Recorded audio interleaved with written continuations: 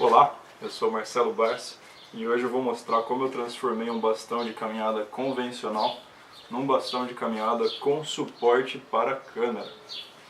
Tem gente que perguntou pra mim se eu pretendo fazer a caminhada andando com isso aqui assim. É lógico que não, cara.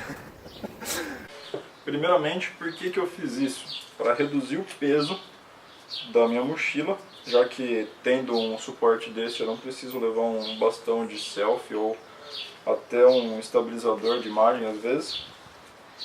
E porque assim eu estou dando mais uma funcionalidade para esse acessório aqui que eu sempre uso nas caminhadas de montanha e acredito que todo montanhista sério também use. Dá para deixar bem comprido também, que é legal para fazer umas imagens, principalmente na montanha, né, ou enfim, lugares altos no geral. Dá um alcance bem grande, ó. Eu basicamente tenho um bastão aqui que eu comprei na Decathlon e ele tem essa tampa aqui em cima que é para ajustar a pulseira dele. O que eu fiz? Eu fiz um furo aqui com a furadeira mesmo e passei um parafuso de 1/4 de polegada, que é o parafuso que se encaixa na base das câmeras e no adaptador da GoPro, né? Meu parafuso ele era muito comprido, então eu também serrei ele. E por fim, eu coloquei essa rodelinha de plástico aqui em cima, ó, só para dar um acabamento. Mas por que eu fiz isso? Eu fiz isso porque eu tinha um tripé aqui em casa que era uma porcaria.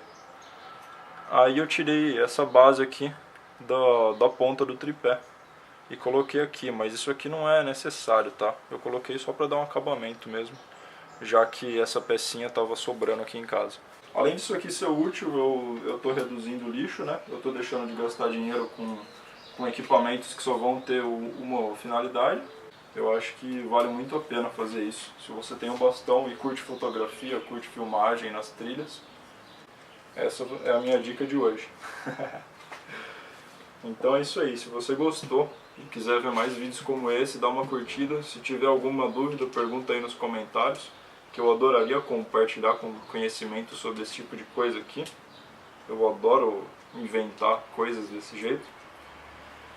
E é isso aí, se quiser ver mais vídeos como esse, se inscreva no canal do Mato. Valeu!